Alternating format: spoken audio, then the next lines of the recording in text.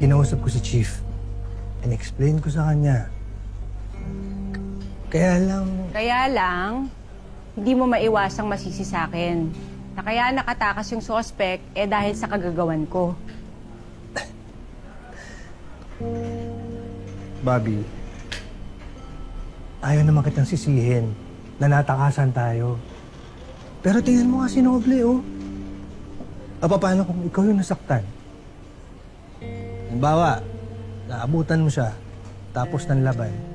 Oh, bakit? Kaya ko naman ipaglaban yung sarili ko, ah. Gusto mo, one-on-one pa tayo, eh. Bobby, pinoprotektahan lang kita mula sa sarili mo. Pakinggan mo nga yung sinasabi mo, oh.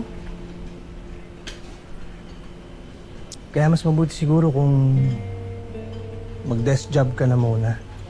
Magpalamig ka. Tsaka pwede ba, makinig ka sa akin. Dahil kasama mo ako sa lahat ng pinagdadaanan mo. Kasama, ah. O sige nga, sabihin mo nga kay Chief na may kasalanan ka rin. Para pareho tayong desk job. Ano, kaya mo? Sige nga. Kasama pala sa pinagdadaanan, ah.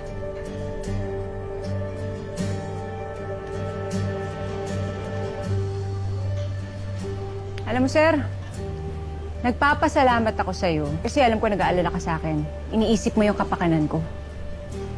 Pero alam mo, sir, minsan, hindi natin kailangan ng sermon at pag-alala. Ang kailangan lang natin minsan, kakampi.